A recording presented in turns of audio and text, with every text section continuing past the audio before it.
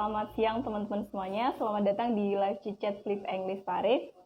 Kali ini kita akan mengundang salah satu alumni dari beasiswa IMF Jepang. Kita akan kulik langsung, namanya Kak Riri. Dan sambil menunggu teman-teman semuanya mau menginformasikan bahwa kita nanti kelas offline akan dilaksanakan tanggal 25 Oktober ya teman-teman. Jadi hari ini, dan pendaftaran terakhirnya besok hari Minggu jam pukul 10 malam batasnya ya teman-teman. Oke, karena Kak Ririnya sudah cepat bergabung, saya langsung invite aja ya teman-teman untuk memulai cicat hari ini. Bentar ya. Wait.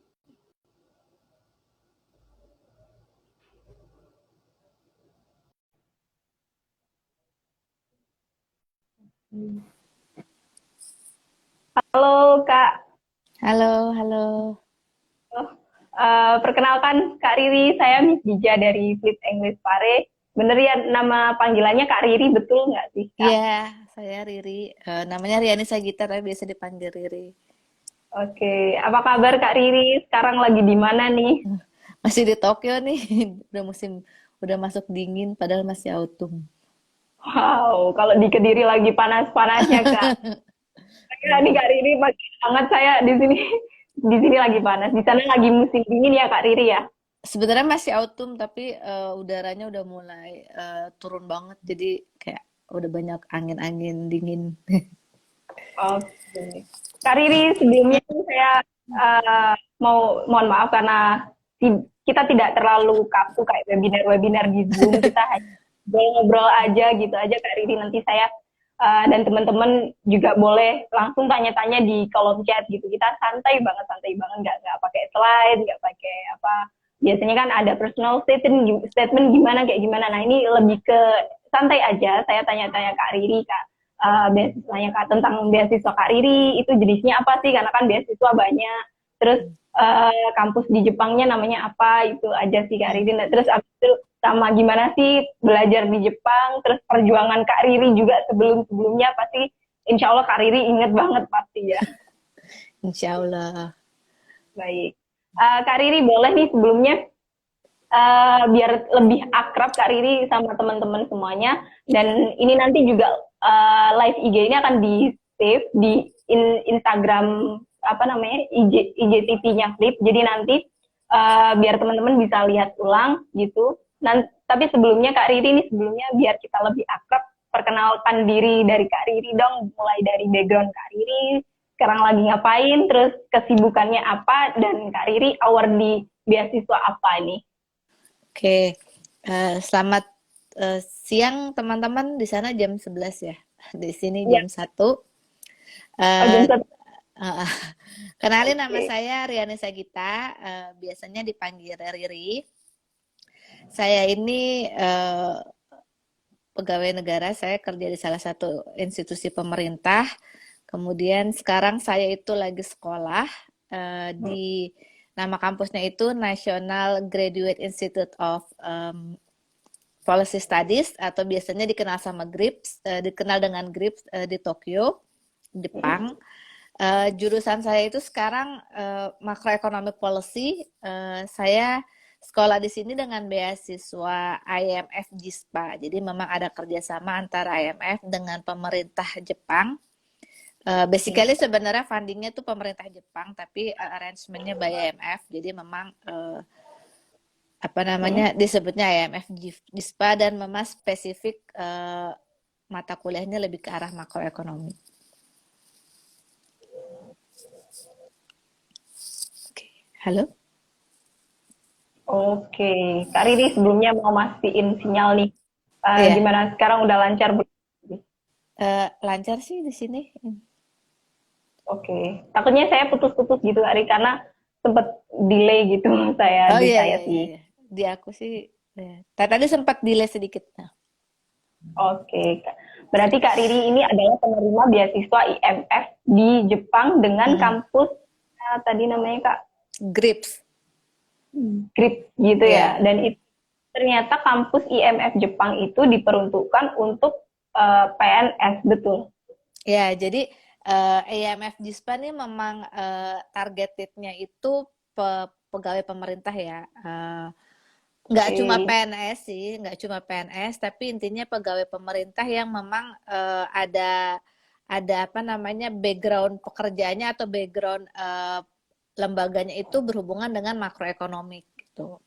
Nah, biasanya sih memang kalau dari Indonesia tuh yang targeted itu eh, Sentral Bank BI, terus Kementerian Keuangan, terus BPS, terus OJK.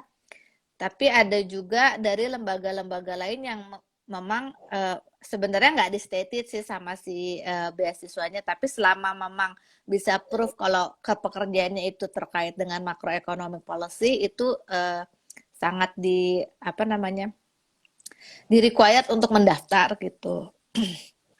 Oke, oke. Berarti untuk apply di IMF Jepang ini harus mendapatkan surat rekomendasi dari atasan dengan catatan PNS gitu ya, Kak ya?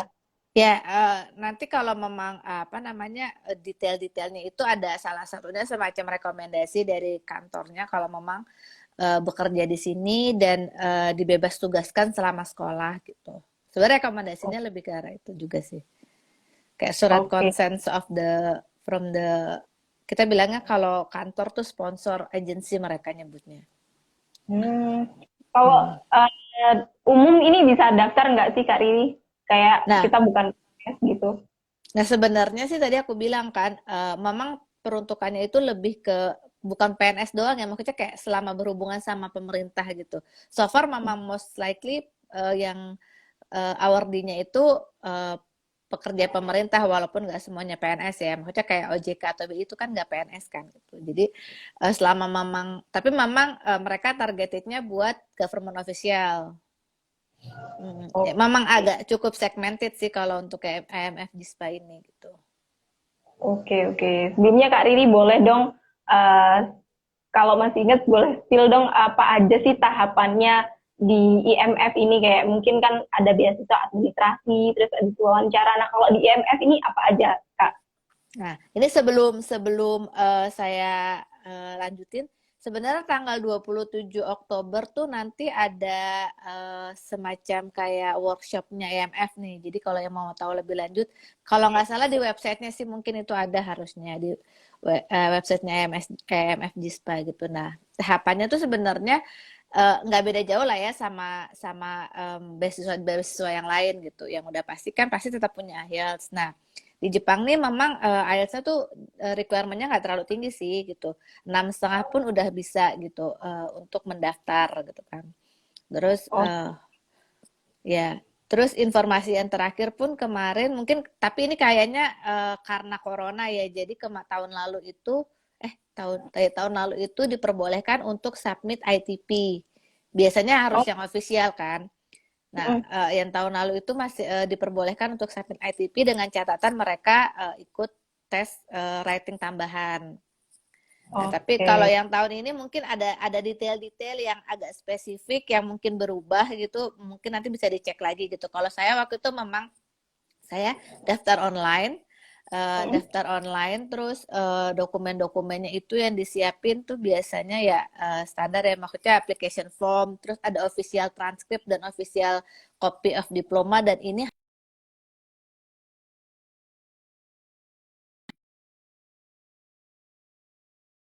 halo putus-putus ya. Dan terus,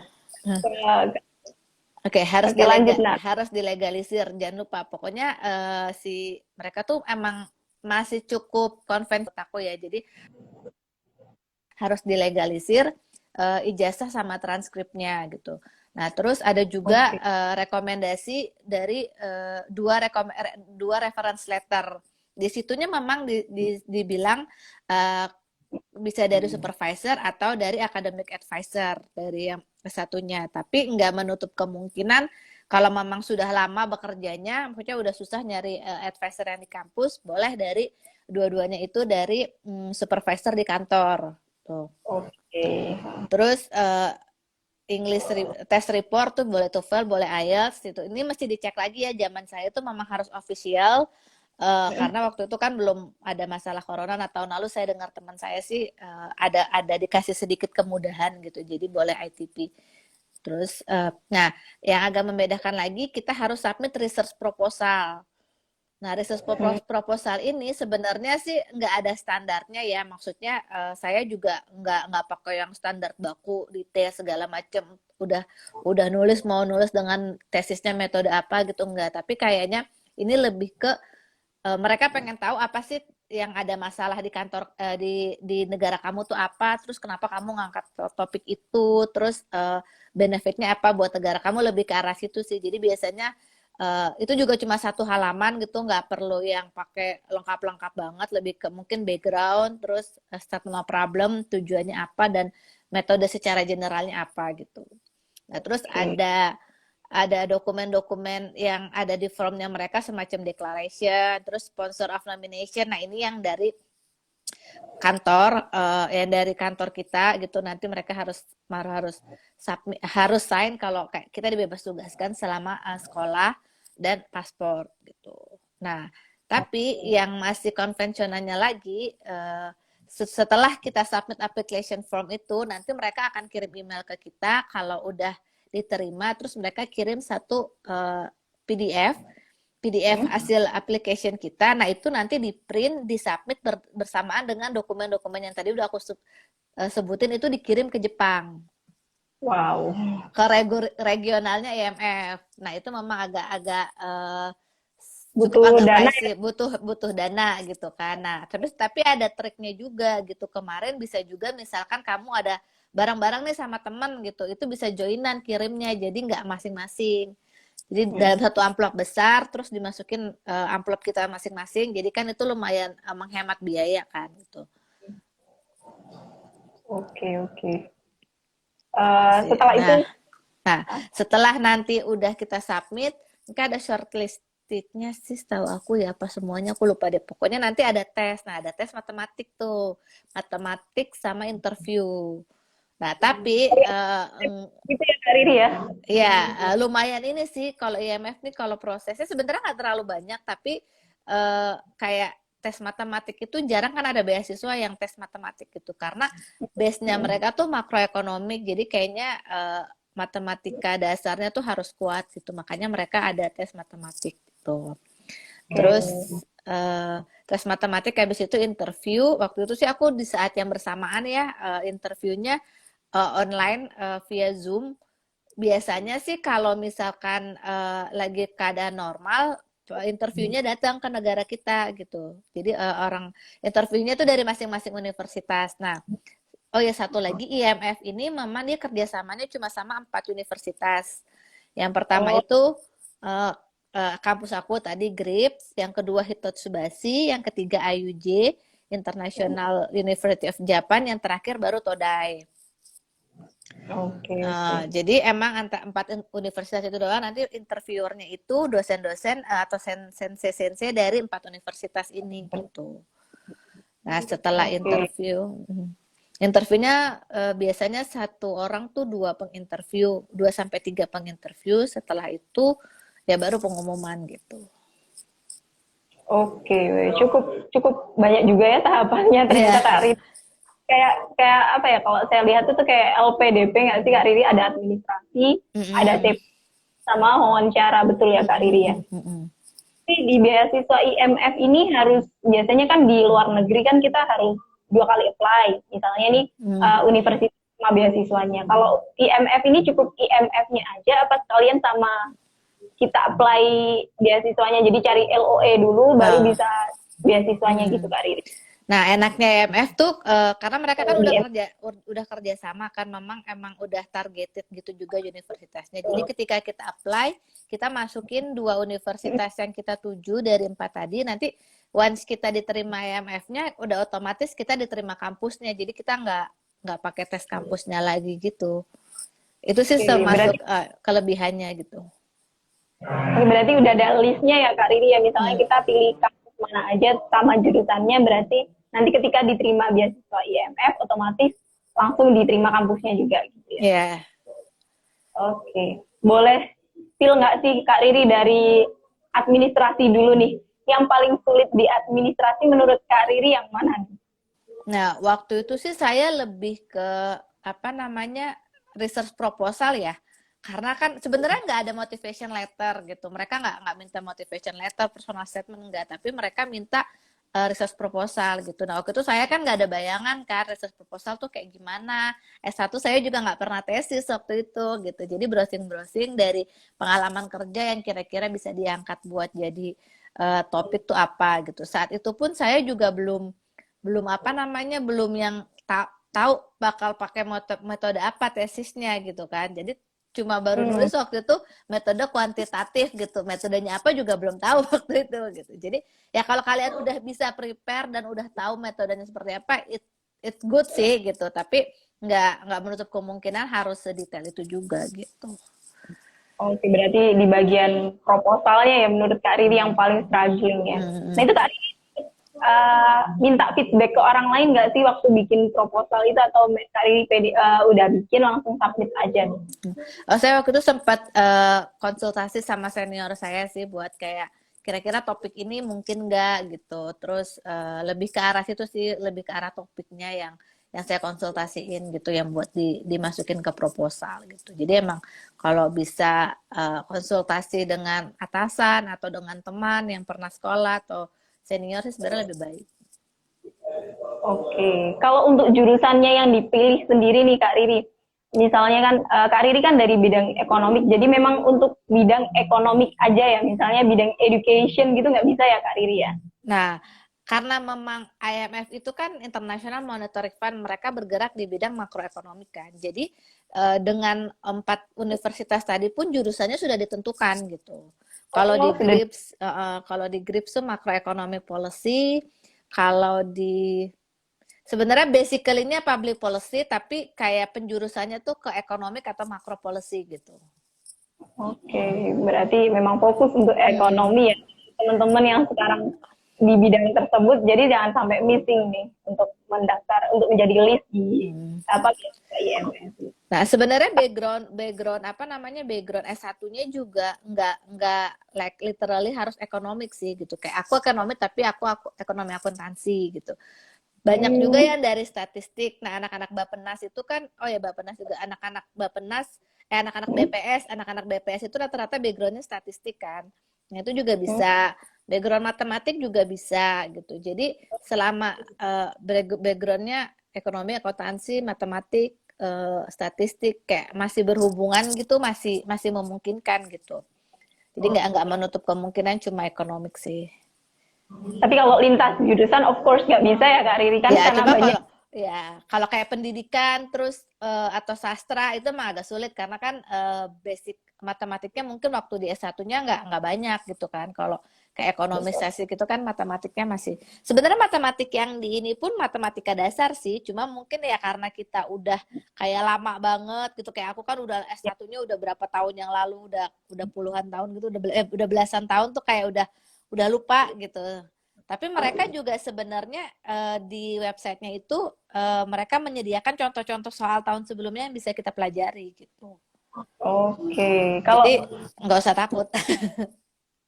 ya cukup. Tapi ini Kak Riri kayak jadi bidang ekonomik aja gitu. Karena kan banyak beasiswa yang banyak banget kayak favorit banget kayak LPDP, AAS, terus Fulbright gitu kan untuk umum dan itu untuk semua jurusan ya Kak Riri. Kalau IMF ini memang benar-benar khusus gitu. Kalau memang jurusannya tadi background-nya sesuai dan mau S2-nya udah tahu kayak public policy atau economic policy udah pasti, terus bisa dicoba sih, tidak terbuka buat umum, jadi ada limitation-nya juga, tapi memang beasiswa ini targeted dan spesifik. Oke, Kak Riri sebelumnya saya mau masihin sinyal, soalnya kan saya di Pare juga lumayan struggling dengan sinyal. Gimana Kak Riri? Suara saya udah lancar Kak? Udah lancar. Next nih dari administrasi bisa pakai, jadi itu yang paling struggling Kak Riri di proposal dan harus punya IELTS atau TOEFL, betul ya Kak Riri ya? Ya.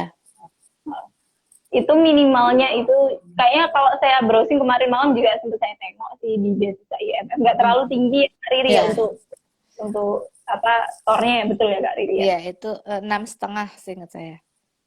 IELTS-nya 6,5. Kalau IELTS. Saya lupa kalau Kalau TOEFL. Cuma kalau oke, IELTS 6,5. Karena saya udah pakai IELTS, jadi saya lupa TOEFL-nya berapa. Kak Riri pakai IELTS ya. Mm-mm. Kalau Kak Riri sendiri struggling mendapatkan IELTS gimana nih? 6,5 kalau menurut saya juga lumayan untuk Nah, pemula yang uh, baru belajar IELTS nih. iya sih. Kalau Sebenarnya waktu itu saya pakai IELTS-nya kebetulan alhamdulillah udah lumayan ya. Maksudnya saya waktu itu pakai IELTS 7 gitu. Cuma oke, waktu itu memang untuk dapetin IELTS-nya lumayan struggling sih. Jadi maksudnya nggak tiba-tiba sekali tes terus langsung dapet 7 gitu, nggak juga gitu. Jadi kayak tiga tahunan ada kayaknya dari untuk dapat IELTS 7 tuh gitu. Terakhir ya sebelum 7 sempat kan 6 setengah terus 7 gitu. Jadi ya lumayan struggling juga sih. oke. Kak Riri ini kan Kak Riri juga sebelumnya sudah PNS dan mempersiapkan IELTS-nya sambil kerja atau fokus aja belajar nih Kak Riri? Oh sambil kerja karena kita emang nggak ada kayak cuti buat persiapan sih. Jadi semuanya tuh persiapannya sambil kerja waktu itu belajar matematika sambil kerja, tes IELTS-nya bahasa Inggrisnya sambil kerja. Jadi emang dilakukannya sambil kerja gitu. Boleh spill nggak sih Kak Riri ini di PNS-nya bagian apa? Karena kan banyak ya Kak Riri. Kalau Kak Riri ini di bagian apanya nih? Saya di OJK bagian pasar modal. Oke, berarti Mm-mm. Kak Riri bekerja di OJK dan struggling belajar IELTS dan juga belajar matematika TPA itu sendiri ya Hmm, Kak. ya. Kalau untuk TPA-nya nih Kak Riri kan banyak banget ya tipenya kan kayak kalau untuk luar negeri tahu saya ada yang pakai GRE, GMAT, GMAT gitu Hmm. kan. Nah, kalau di Jepang ini pakainya apa Kak Riri? Nah, dia ada sebenarnya dia menyediakan tesnya menyediakan soal sendiri ya. Maksudnya nggak pakai GRE, GMAT atau TPA. Jadi benar-benar soal matematik, like matematik dan matematiknya itu dibilang matdasnya banget juga nggak yang matdas, tapi emang matematik yang akan ada hubungannya sama ekonomik gitu. Jadi kan ekonomik basically juga ada matematika ekonomik gitu kan. Nah, jadi matematiknya tuh kayak matematik persamaan kuadrat, matematik matriks, matematik integral gitu. Sebenarnya itu semua didapat sih waktu di SMA pun dapat gitu. Mungkin kalau waktu S1 malah enggak gitu. Itu benar-benar matematika SMA banget gitu. Jadi emang kalau udah jauh jaraknya lumayan banget sih belajarnya. Cuma ya itu tadi aku bilang nggak usah khawatir karena mereka menyediakan contoh-contohnya which is soal yang keluar itu nggak akan jauh-jauh dari contoh yang sebelumnya gitu. Oh, berarti dikasih kisi-kisi gitu ya Kak Mm, Riri ya? mm, Oke, nah mm, ya mungkin sih kalau ada kisi-kisinya karena sependek sepengetahuan saya dari teman-teman yang sekarang lulus LPDP, lulus Fulbright kan mereka butuh GRE, mm. itu kan Kak Riri juga lumayan banget untuk struggling untuk belajar Ya, ini. Uh, dan kalau buku-buku yang digunakan Kak Riri untuk belajar itu buku apa nih Kak? Bappenas itu sudah cukup ya kayaknya ya.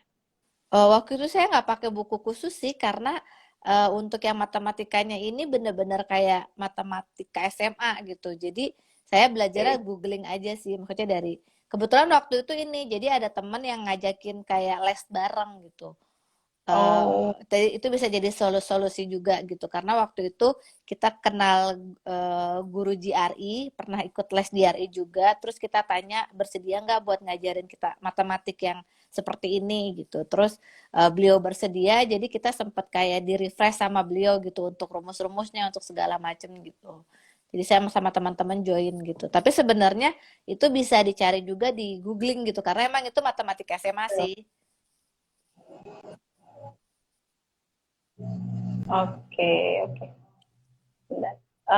Kalau untuk wawancaranya nih Kak Riri kan di wawancara itu kalau bagian Kak Riri menurut Kak Riri susah nggak sih karena banyak banget yang karena dia gagal di wawancara. Nah kalau di Kak Riri gimana prepare-nya untuk mempersiapkan wawancara itu sendiri?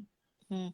Nah, sebenarnya saya juga waktu itu kan baru pertama kali, jadi beasiswa ini memang alumninya tuh belum agak tersebar ya, maksudnya nggak banyak Hmm. kan gitu, karena kan setiap negara paling 5 gitu kan, dan itu juga tersebar di beberapa institusi yang kita dapat informasinya terbatas gitu kan. Jadi waktu itu emang ya karena kita kira-kira nggak tahu membaca-baca apa yang akan ditanyain di wawancara ya, yang dipersiapkan lebih ke biasanya kan pekerjaan, background Mm. pekerjaannya apa, terus kenapa milih kalau aku kenapa mau sekolah gitu, standar motivasi gitu. Terus ditanya juga kenapa milih kampus itu gitu. Terus ditanya mungkin yang agak paling lumayan agak berat pertanyaan dan agak banyak itu terkait dengan research proposal kita. Jadi memang itu harus disiapin banget gitu. Kenapa ngambil tema itu, terus keadaan di negaranya kayak gimana, masalahnya di mana dan guna buat negaranya apa. Nah, itu emang poin terbesarnya sih di research proposal itu gitu menurut saya.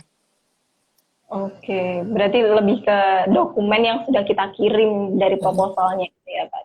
Kalau Mm-mm. kemarin Kak Riri ini award di IMF tahun berapa nih Kak? Aku 2020, 2 tahun. Jadi 2020. 2020 berangkat tahun lalu, selesainya tahun depan. Oke, itu sempet Kak Riri online, semuanya prosesnya online atau offline Kak? Nih? Nah, prosesnya saya sempat online sekitar. Jadi IMF ini kalau udah dapat sebenarnya kan tadi kan aku bilang kan karena makroekonomik dan public policy, tapi mereka tuh ada namanya orientasi. Jadi ketika pengumuman tuh sekitar bulan Maret ya, Maret atau Mei waktu itu aku lupa. Nah, harusnya bulan Juli itu ada orientasi. Nah, orientasi ini 2,5 bulan dan kalau normal itu udah di Jepang orientasinya. Hmm, Nah, orientasinya itu di salah satu kampus yang Pak tadi namanya di IUJ. Biasanya summer di sana. Jadi Juli 2,5 bulan itu tuh orientasinya lumayan membantu kita banget gitu. Karena pertama bahasa Inggris, lebih ke akademik English. Terus oh, matematika, kita diajarin basic matematika lagi untuk nanti ketika udah di kampus benerannya kita udah familiar sama matematikanya. Terus oke. economics juga kita di refresh lagi. Nah, yang paling penting juga ekonometrik. Nah, ekonometrik ini kenapa penting? Karena kan base-nya research kan tesisnya gitu. Jadi memang uh, apa basic ekonometrik nih buat IMF tuh penting gitu buat Hmm, tesis dan pengolahan data gitu. Makanya mereka ngasih basic itu dan bahasa Jepang gitu. Karena kan kampusnya di Jepang semua. Jadi mereka juga ngasih orientasi basic Japanese untuk percakapan sehari-hari. Jadi beasiswanya lumayan apa namanya benefitnya lumayan banyak gitu. Jadi nggak cuma kayak dibayarin sekolah terus sama biaya hidup gitu nggak juga gitu. Terus dari sisi non monetary salah satunya ya orientation program itu gitu. oke, lumayan. Oke, oke. Jadi lumayan juga. Kalau Mm-mm. di wawancaranya itu pasti English ya Kak Riri ya? Ya bahasa Inggris. English ya. Nah Kalau kak, menurut Kak Riri, hah? Lanjut Kak. oh ya, kuliahnya juga Inggris sih. Jadi kuliahnya karena di Jepang, walaupun di Jepang, tapi bahasa pengantarnya bahasa Inggris gitu. Oke, karena untuk international students ya Kak Students ya. ya. Jadi, Heeh. kalau waktu diwawancara menurut Kak Riri yang paling struggling nih, yang paling susah tuh yang pertanyaan-pertanyaan apa boleh di-spill nggak sih Kak Riri? Ya waktu itu sih kalau aku memang yang kalau kayak pertanyaan kerja di mana, terus pengalamannya apa, terus ngerjain apa itu kan normatif ya. Maksudnya itu kerjaan kita sehari-hari gitu. Terus mungkin yang agak lumayan struggling juga pertama kenapa milih kampus itu gitu. Jadi emang harus harus disesuaikan gitu. Kenapa milih kampus itu? Apakah emang ada mata kuliah yang memang eh, kita mau ambil di situ atau ada dosen-dosen yang kita suka di situ gitu. Terus eh, dihubungkan juga dengan mungkin tesis kita gitu, proposal kita tuh ke arah mana dan bisa nggak kira-kira untuk di kampus itu gitu. Nah, yang strugglingnya Oke. benar-benar di research proposal sih karena memang kenapa gitu. Waktu itu aku memang sangat teknis sih ditanyanya gitu. Kenapa waktu itu aku ngambil Oke. temanya ini agak teknis sih, bond market liquidity gitu kan. Terus ditanya kenapa apa namanya bond market itu di Indonesia misalkan kurang gitu. Kenapa butuh derivatif gitu? Kenapa uh, pokoknya seteknis itu sih gitu. Jadi emang harus, kalau memang kebetulan karena background aku capital market, jadi aku lebih sih bisa menceritakan gitu. Jadi kenapa itu bisa terjadi dan kenapa itu harus diperbaiki gitu. Jadi karena itu emang cukup struggling. Jadi emang harus benar-benar kalau bisa sih sesuai dengan apa yang kalian sangat pahami gitu. Dituliskan, ya oke. Kalau untuk beasiswa ini mewajibkan untuk awardee-nya kembali lagi ke Indonesia gitu ya, Kak ya? Ya ada ikatan dinasnya 2 tahun kalau dari IMF-nya. Oke, berarti memang nggak bisa nih, misalkan banyak banget yang karena mereka apply beasiswa, pengennya memang berkarir ke luar negeri atau menetap gitu, berarti kalau di IMF ini harus wajib balik ke Indonesia dan berkarir lebih lanjut di PNS-nya gitu ya, Kak ya? Ya sebenarnya memang mostly beasiswa juga kayak gitu kan gitu, karena mereka expected adalah kita ngebiayain kamu keluar itu untuk mengembangkan di negara kamu gitu, walaupun sebenarnya nggak menutup kemungkinan ya bisa jadi di luar pun kita bisa mengembangkan buat Indonesia gitu, tapi kan mereka expectednya ya memang akan lebih bisa diimplementasikan di Indonesia gitu, mungkin kalaupun nanti mau keluar atau mau itu ya it's later gitu. Jadi mereka memang ada dengan ikatan dinas dulu 2 tahun, di mana ya ilmu kita harus bisa kita lakukan, diterapkan di Indonesia gitu. Oke, berarti siap. Kalau untuk apa namanya, Kak Riri sebelumnya itu pernah nggak sih cobain beasiswa lainnya gitu, Kak Riri, dan pernah gagal nggak, Kak Riri? Banyak. Saya tuh Oke, kalau dibilang mulai tuh hampir 10 tahun sih sebenarnya. 10 tahun untuk mencari beasiswa ya, Kak Riri ya? Jadi saya nyobain AAS waktu itu, pokoknya saya selalu gagal di administratif AAS sampai 3 kali, 4 kali aku lupa. Terus LPDP 2 kali interview, udah sampai interview sih, gagal di LPDP. Terus pernah chevening juga kayaknya. Eh, Terakhir itu Stunat. Nah, Stunat nih sebenarnya waktu itu mendekati hampir berhasil sih kayaknya, karena waktu itu saya udah sampai tahap wawancara, udah tinggal submit submit rekomendasi gitu, cuma karena udah informasinya dapat duluan yang Jepang, jadi waktu itu saya withdraw dari Stunatnya. Oke. Saya banyak banget gimana Kak Riri cara strugglingnya itu, karena kan banyak yang down down pasti down nggak sih Kak Riri kalau kita dinyatakan gagal, apalagi Iya, udah iya. tahap wawancara lagi, udah tahap wawancara di LPDP, gimana Kak Riri bisa tetap untuk kekeh untuk lanjut studi dengan beasiswa Kak? Ya sebenarnya down tuh pasti ya awal-awal gitu. Tapi satu poinnya sih cari temen yang circle yang memang sama-sama berjuang gitu. Jadi ketika lagi down ada yang mengingatkan juga gitu. Saya waktu itu memang ya kebetulan teman-teman saya tuh teman-teman pejuang beasiswa gitu. Jadi kalau emang down nggak gagal ya ada waktunya pasti saat itu kita kayak ya nggak mau males lah apa segala macam gitu. Tapi ya karena di lingkungan sekitarnya juga sama-sama berjuang, jadi diingatkan lagi, ayo kita mulai lagi kayak gitu. Nah sebenarnya kalau dibilang down tuh udah banyak banget lah ya, tapi itu justru bikin kita lebih tough gitu loh. Jadi mungkin awal-awal 1-2 beasiswa kayak sedih gitu, terus kayak kok kita gagal gitu, tapi ya it's alive gitu, jadi ya udah jalanin aja. Kalau emang lagi down ya nikmatin aja daunnya gitu, tapi jangan lama-lama gitu.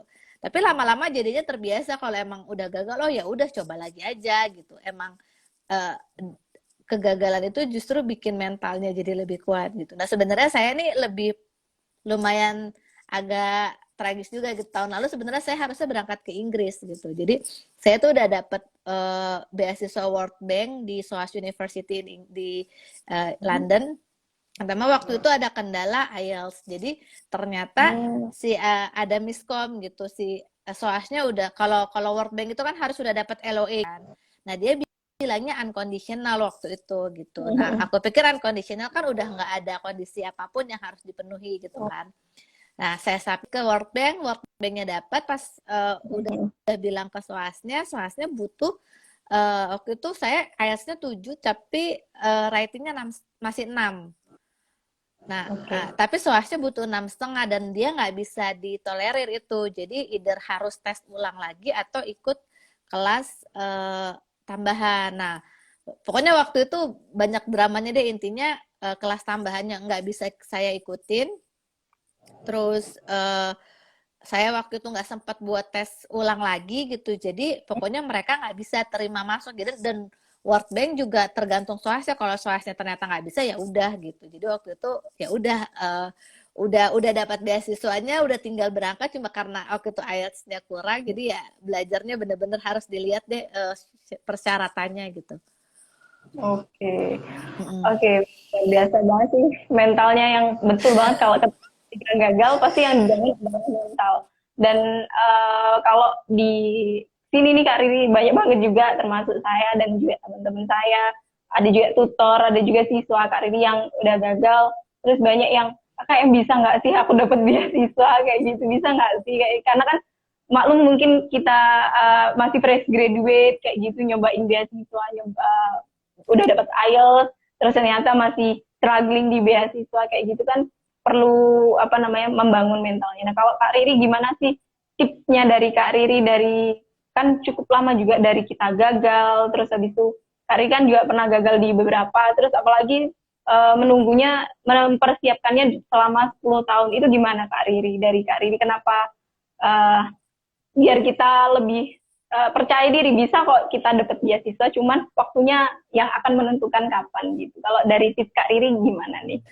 Ya kalau dari tips aku sih dicoba terus aja gitu. Jadi emang kalau lagi capek atau kalau lagi udah lagi nggak ada moodnya ya nggak apa-apa gitu. Aku sebenarnya waktu itu yang down banget tahun lalu sih. Jadi setelah yang nggak jadi berangkat ke Inggris tuh lumayan cukup lama buat baliknya lagi. Akhirnya baliknya itu karena kan deadline-nya si IMF nih Desember gitu. Jadi pas baliknya itu apa namanya? Pas mau deadline ini akhirnya ya udah deh dicoba aja lagi gitu. Walaupun kita kan dulu nggak tahu apa-apa gitu. Itu saya belum nyoba sunat karena sunat kan masih awal tahunnya lagi kan. Nah, ini karena Desember di tahun yang harus saya berangkat ke Inggris ya udah saya coba ini gitu. Jadi emang pada akhirnya usahanya akan membuahkan sih. Jadi emang harus bener-bener kalau emang gagal ya gagalnya kan nggak sendiri gitu sebenarnya. Teman-temannya juga gagal gitu. Jadi banyak yang gagal, temennya lebih banyak yang gagal dibanding yang dapat sebenarnya. Jadi ya udah tenang aja gitu. Nanti juga selama kita usaha terus juga insya Allah sih pasti ada jalannya nanti dimanapun gitu. Oke, mantap. Semoga terinspirasi teman-teman semuanya yang ada di sini yang menonton pada live chat hari ini. Dan Kak Riri, kenapa sih Kak Riri akhirnya memutuskan untuk kuliah di Jepang di Universitas Kak Riri ini? Oke, jadi tuh sebenarnya waktu itu kalau dibilang jurusan yang saya pengen banget tuh sebenarnya finance dulu kan. Finance Hmm. gitu. Tapi ternyata di 2019 tuh saya ikut apa namanya program Think Policy. Kalau ada yang pernah dengar Think Policy Bootcamp gitu, saya ikut itu. Terus saya ngeliat kok kayaknya public policy juga menarik ya atau economic policy gitu. Jadi saya akhirnya mencoba salah satu jurusan yang sesuai dengan kayak dia public policy tapi nggak public policy banget, maksudnya masih ekonomik, masih ada finance-nya itu kan yang IMF ini gitu. Jadi memang ya udah saya coba gitu. Jadi ada shifting ini juga sih, shifting apa namanya jurusan yang kita mau coba gitu. Nah, terus kenapa di kampus ini waktu itu karena memang yang saya tahu GRIPS tuh memang khusus buat policy studies gitu. Jadi kalau dibilang the best policy studies institution in Asia tuh ya di GRIPS gitu. Nah, itu Oke. termasuk yang paling bagus. Dia memang bukan kampus pada umumnya yang ada anak S1, terus ada banyak jurusan, enggak. Jurusannya memang secara umum itu public policy atau policy studies, mau tentang kesehatan pun ada kesehatan yang berhubungan sama policy, mau tentang teknik lingkungan pun lingkungan yang berhubungan sama policy. Jadi memang jurusannya tuh lebih ke development, policy development gitu. Dan memang di GRIPS ini di Asia tuh termasuk yang bagus gitu. Dan di sini nggak ada anak S1, jadi bener-bener S2, S3 doang gitu. Jadi memang udah Oh, spesifik sekali jurusannya di sini gitu. Jadi makanya kenapa waktu itu akhirnya saya memilih GRIPS gitu. Dan kebetulan waktu itu ada teman angkatan saya yang juga lulusan sini, saya tanya-tanya, saya compare ke beberapa universitas lain gitu. Kayaknya emang kalau emang mau spesifik ya udah di situ aja gitu. oke. Kalau di lingkungan belajar di Jepang sendiri nih Kak Riri, kan Jepang lumayan apa namanya disiplinnya iya, terus pekerja kerasnya juga iya. Nah, kita orang Indonesia, sebagai orang Indonesia, dari pengalaman Kak Riri, kita bisa juga nggak sih ngimbangin untuk belajar di sana Kak Riri? Ya sebenarnya kalau belajar di sini tuh atau di negara manapun ya sebenarnya sama gitu. Selama kita ngikutin rules-rules yang udah ditetapin gitu. Setiap mata kuliah, setiap dosen itu kan memang ada silabusnya, terus ada rules-rulesnya masing-masing lah. Kayak misalkan penilaiannya berdasarkan tugas kah, atau berdasarkan paper kah, atau berdasarkan ujian gitu. Nah, selama Hmm. bisa diikutin itu harusnya sih akan aman-aman aja ya. Maksudnya kayak misalkan kalau ada tugas ya sebisa mungkin jangan telat gitu. Kan udah ada deadline-nya gitu. Jangan telat, terus diusahakan tepat waktu gitu. Even ujian kan karena memang waktu itu kan sempat saya tuh baru datang ke Jepang tuh November gitu. Jadi kuliah dan orientasinya sempat online gitu. Nah, itu kan juga ujian online itu kan juga struggling kan, dimana kita misalkan harus nulis esai terus kita foto itu kan butuh waktu gitu kan. Nah itu juga perlu perlu perlu diikutin gitu. Kalau dibilang misalkan dosennya cuma punya waktu 10 menit buat persiapan seperti itu, ya 10 menit itu harus diusahakan gitu. Karena ada juga yang kalau orang Jepang kan memang waktu sangat penting ya gitu. Jadi emang ada waktu itu pengalaman temen ujian, eh, dia sebenarnya mungkin ujiannya nggak jelek gitu, tapi dia submit telat kayak 1 menit gitu. Ya mungkin Wah, masalah apa gitu. Itu udah dapat minus jadinya gitu. Jadi emang emang harus diikuti. Tapi nggak semua dosen kayak gitu sih gitu. Ada dosen yang se-strict itu, ada juga yang ya nggak apa-apa. Kan kita udah tahu nih karena kita online. Terus sebenarnya online tuh banyak kelebihannya juga sih gitu. Jadi banyak pemakluman lah istilahnya dari dosen-dosen gitu, karena uh, suka ada apa namanya internet problem atau network gitu. problem gitu. Jadi mereka tuh suka kayak oh ya udah nggak apa-apa gitu. Kayak misalkan ada masalah nih, jadi agak lama submitnya gitu. Kayak gitu-gitu sih. Hmm. Oke, kalau Gitu. waktu kan Kak Riri berarti sempat mengalami kuliah online ya. Itu Hmm. Kak Riri ada kuliah online-nya, Kak Riri udah stay di Jepang atau Kak Riri udah masih di Indonesia itu ikut kuliahnya? Di Indonesia saya online, saya di Jepang pun saya masih online sampai sekarang. Oh, sekarang masih online ya Kak Jadi Riri ya? Jepang tuh memang beberapa universitas, terutama yang banyak international students-nya tuh agak strict sih. Kalau di kampus aku kan memang khusus S2, S3 dan international students-nya lebih banyak. Jadi mereka kayaknya cukup strict karena mungkin student-students yang baru itu kan uh, datangnya nggak bisa tepat waktu gitu kan. Karena setiap negara kan polisinya beda-beda untuk masuk ke sini juga gitu. Jadi emang waktu itu online, dan di sini pas saya di sini pun Jepang tuh masih emergency state, baru dibuka 31 Oktober kemarin. Nah, karena udah tahun ajaran baru pun udah dibuka 30 September kemarin. Jadi udah dibuka, tapi karena anak barunya belum datang semua, jadi mereka juga masih kelasnya masih online gitu. Jadi saya tuh di sini cuma 2 atau 3 atau 4 kali paling masuk kelas offline. Itu ya itu pun hybrid. Oke, blended ya berarti Kak Riri ya online dan offline. Mm-mm. Pernah ini culture shock nggak sih Kak Riri kalau kayak gitu? Karena kan kita orang Indonesia selalu apa terbiasanya online. Online, online kan lumayan kaget ya dengan Mm-mm. kita baru online kan waktu pandemik ini kan, waktu pandemi COVID. Nah Kak Riri itu pernah apa kaget nggak sih dengan pembelajarannya mungkin atau dengan lingkungannya, habit-habit belajarnya di sana pernah nggak Kak Riri? Hmm. Sebenarnya karena online tuh limitasinya juga banyak ya. Maksudnya kita jadi nggak bisa diskusi langsung sama teman-teman gitu Betul. kan. Kalau diskusi juga mesti kayak via Zoom gitu. Jadi emang sense of ininya mungkin agak kurang gitu. Sense of untuk kayak kita menikmati belajarnya jadi agak agak kurang gitu, karena mostly dilakukan online. Jadi ketemu teman-teman juga buat diskusi mata kuliah tuh ya paling via online, kalaupun di kampus sesekali aja gitu. Nggak banyak lah. Jadi aktivitas di kampusnya memang kalau saya sih sampai sekarang belum ngerasain yang bener-bener kayak datang ke kampus setiap hari kuliah terus di perpus gitu. Perpus juga sekarang kan dibatasin gitu, nggak bisa yang di perpus sampai malam gitu. Jadi cuma bisa sampai 2 jam kayak gitu-gitu. Jadi emang culture shocknya tuh lebih karena pandeminya sih gitu. Karena pandemi Hmm, jadi banyak limitasi-limitasi yang kita mungkin kalau cari refer. normal kalau normal ya keadaannya nggak kayak gini gitu. Kalau waktu datang di Jepang nih Kak Riri pernah nggak sama apa shock dengan lingkungan Jepang gitu nggak? Nah, Jepang tuh memang orangnya tertib dan teratur ya. Sebenarnya lebih ke bahasa sih, bahasa sama makan kalau saya. Karena kan Oke.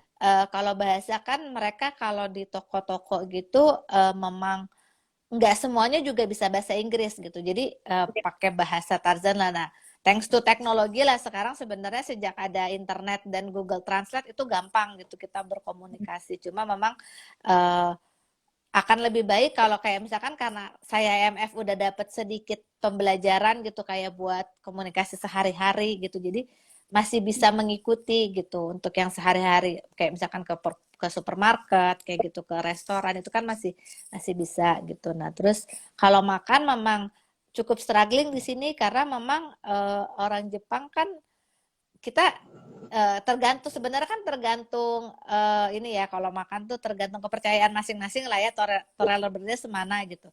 Sebenarnya orang Jepang Betul. juga banyaknya kan ikan, sushi gitu kan. Jadi ya bisa-bisa aja gitu. Tapi memang kan kayak kita kan nggak tahu tergantung lah ya kalau saya mungkin agak strict jadi buat saya tuh agak sulit lah nyari makan kalau di luar gitu makanya banyaknya masak gitu tapi kalau misalkan bisa makan apapun itu mah enak banget gitu di sini tuh kayak ramen apa di mana-mana gampang lah cari makan gitu. Oke, kalau untuk biaya hidup di Jepang ini Kak Riri, nyukup apa dari living allowance yang dikasih IMF itu cukup ya untuk Hmm. hidup, Hmm. ngekos, dan kita kuliah ya Kak Riri ya? Ya, sebenarnya kalau misalkan apa namanya kita ya kan batasannya makan ya. Maksudnya di sini memang yang mahal itu akomodasi, transport sama makan gitu. Kalau memang kita makan di luar terus ya habis duit kita gitu. Jadi ya mau nggak mau ya maksa gitu. Nah, transportasi sama akomodasi sebenarnya yang paling mahal sih memang paling mahal di sini. Kalau transportasi mungkin bisa diakalin dengan kita kalau emang ternyata harus ke kampus setiap hari kan ada commuting pass buat mahasiswa juga kan gitu. Itu bisa digunakan gitu. Jadi bisa lebih hemat gitu. Nah, tapi kalau kalau akomodasi memang sulit, tapi overall sih sebenarnya cukup gitu. Selama emang yang nggak tiap hari makan di luar, terus nggak belanja ini itu, nggak beli macam-macam mah cukup-cukup kita. Bisa survive lah gitu, masih bisa jalan-jalan juga. Oke, kalau boleh tahu nih Kak Riri ini lulusan S1-nya tahun berapa nih? Wah, aduh udah lama banget. 2002. Oh, dari berdua ya, oh, Masya Allah. Dan ini di jenjang magister ya Kak Riri ya? Ya. Oke. Nah Kak Riri, gimana sih? Kan sewaktu lulus S1 2022, terus abis itu kerja dan menjadi PNS gitu kan. Otomatis ke magister ini harus menyesuaikan lagi, harus belajar lagi di lingkungan kuliah kayak gitu kan. Karena Kak Riri udah biasa kerja di lingkungan, kan karena beda ya Kak Riri ya. Biasanya sih kalau menurut saya dan beberapa saya diskusi itu kuliah dengan kerja kan udah Ya. beda halnya lingkungannya gitu. Nah, Kak Riri gimana mempersiapkan lagi untuk mempersiapkan bisa harus kuliah lagi gitu gimana Kak Riri? Ya, sebenarnya kayak kita les IELTS itu kan sebenarnya termasuk eh, ini ya apa namanya menuju belajar juga gitu kan sebenarnya gitu kayak itu termasuk Membantu. persiapan juga gitu membantu ya kita belajar lagi gitu dengan kita les IELTS atau kita belajar IELTS itu kita kan belajar lagi gitu dengan nah sebenarnya bisa juga dengan online training gitu dicoba sebelum kuliah gitu kan ikutan online training itu kan membantu kita buat melatih apa ya istilahnya melatih Membangun momen belajar ya gitu untuk ya, atau belajar lagi semangat gitu ya. belajar gitu, karena pasti kan ada hal-hal yang harus kita pelajari baru dengan online training gitu, karena atau webinar yang teknikal gitu, sebenarnya itu bisa jadi juga persiapan gitu. Nah, atau kalau misalkan kayak uh, English Pare ini punya persiapan keberangkatan gitu, bisa juga join gitu, karena kan misalkan belajar akademik English kayak gitu. Saya waktu itu sempat join akademik English juga sebelum belajar gitu, karena ternyata kan English buat akademik sama English sehari-hari itu beda gitu Ya, ya, betul kayak betul. gitu. Ya betul betul sih, karena kita belajar IELTS aja udah struggling banget, udah membangun habit kita untuk belajar, kita writing, speaking, listening, reading, dan itu harus kejar target lagi untuk mau real testnya kapan gitu, karena kan nggak main-main yang dikeluarkan 3 juta untuk sekali real Ya, test. Betul ya.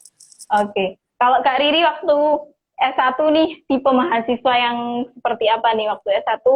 Kuliah atau kuliah organisasi, kuliah lomba, atau gimana nih Kak Riri? yang tengah saya.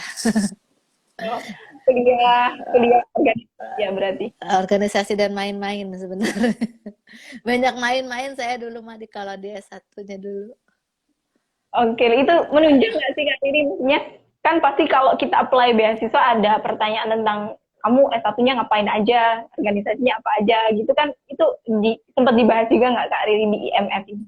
Kalau IMF karena targetinnya dia middle level employer ya, jadi kayaknya itu udah kurang relevan gitu. Oke, oke. Tapi mungkin kalau buat beasiswa lain mungkin masih relevan ya, apalagi ya misalkan dari S1 langsung mau nyari beasiswa gitu. Sebenarnya itu bisa jadi tergantung sih gitu, kayak misalkan saya dulu kan memang banyaklah ikut beberapa organisasi gitu. Selama memang bisa menunjukkan kalau organisasinya itu membantu untuk pengembangan diri kita, itu it's a good thing gitu. Maksudnya ya emang harus kita bisa menunjukkan, oh dengan saya misalkan ikut organisasi ini, saya bisa misalkan nambah networking gitu, atau saya ikut organisasi ini, saya menambah leadership saya gitu. Kan pasti ada poin seperti itu. Ntar mungkin ditanya leadershipnya seperti apa gitu, atau networkingnya seperti apa gitu. Nah itu kan bisa jadi poin juga kalau memang yang dulu S1-nya banyak berorganisasi gitu. Ya, betul. Oke, berarti di IMF ini tidak melihat tentang S1-nya, lebih ke pekerjaan dan study plan-nya, proposalnya, begitu ya Kak Riri. Oke, kalau apa namanya Kak Riri, waktu Kak Riri ini kan kalau diangkat PNS-nya kapan Kak Riri? Kan waktu langsung lulus kuliah itu waktu itu jadi PNS atau sempat? Enggak. Saya dulu sempat di Deloitte hampir 5 tahun. Jadi account konsultan di Deloitte. Pas lulus jadi konsultan dulu di Deloitte. Terus akhirnya memutuskan buat jadi PNS. Jadi sebenarnya waktu itu momen momen mau masuk PNS juga momen saya mau sekolah sebenarnya udah niat, karena dulu waktu di Deloitte karena konsultan atau auditor itu kan pekerjaannya lumayan overload gitu. Jadi saya dulu banyak miss deadline beasiswa gitulah gitu. Terus akhirnya orang tua nyuruh nyoba buat PNS, akhirnya saya coba gitu kan. Akhirnya mungkin dengan PNS saya ada jalan buat sekolah gitu, karena waktu itu saya sebenarnya masuk ke Kementerian Keuangan, dulu belum ada OJK waktu saya masuk. Jadi saya angkatan terakhir Bapepam itu pasar modal di Kementerian Keuangan. Karena waktu itu apa namanya masuknya ke situ gitu, terus udah sempet mau persiapan tapi dilalahnya transisi kan, merger antara OJK dan BI, antara Kementerian Keuangan dan BI, terus sempet kayak proses normalnya di kementerian jadi nggak dapat gitu, jadi sempat kepospon lama juga sih, jadi terus 10 tahun tuh keposponnya lumayan lama gitu, bukan 10 tahunnya langsung nyoba-nyoba terus gitu, tapi along the way ya tetap nyoba gitu, jadi sempat kepospon berapa lama karena proses di kantornya lagi transisi, terus jadi ya udah baru nyoba lagi itu mulai 2014 apa 15 gitu ya. Tuh. Nah, jadi emang dia dari situ sih baru cari-cari kayak beasiswa lagi apa gitu. Oke, ya berarti sempet kayak saya tuh yang fresh graduate dan saya yang masih mencari karir gitu ya Kak Riri, bingung PNS, beasiswa atau PNS gitu. Terus abis itu ya udah cobain dua-duanya, mana yang beruntung gitu Kak Iya. Riri ya. Jadi, Sebenarnya kalau PNS gimana? kalau PNS kan nanti harus ngabdi dulu nggak sih Kak Riri, kan nggak bisa langsung udah terima PNS ngelamar beasiswa diterima, kan kita nggak bisa melanjutkan PNS ya Kak Riri. Ya, karena pasti ada jangka waktu lah baru bisa sekolah misalkan setelah berapa tahun gitu emang.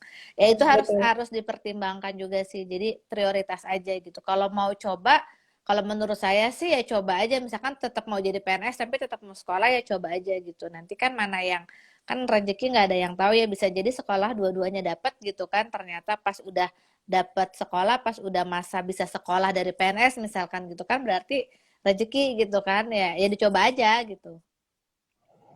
Oke, kalau sering banget sih tapi Kak Riri kayak yang kita maunya kan ada juga nih teman-teman banyak juga yang daftar PNS iya, daftar beasiswa iya, terus keterima di PNS. Berarti itu harus ngabdi berapa lama dulu baru kita bisa kejar beasiswa, itu ada durasinya nggak sih Kak Riri? Saya lupa waktu itu 2000, saya masuk 2010, 11, 12, 3 tahun ya, 2 tahun atau 3 tahun gitu, 2 tahun ya kalau nggak salah. Hmm. 2 tahun, 2 tahun, 2 atau 3 lah, cuma antara 2 atau 3 tahun gitu udah bisa sih sebenarnya gitu.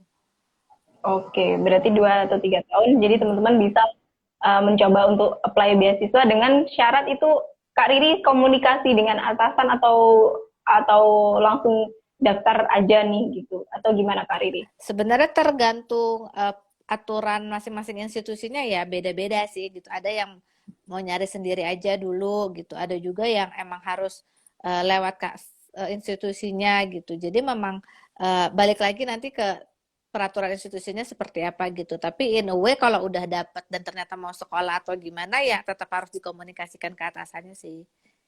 Oke, Mm-mm. siap-siap.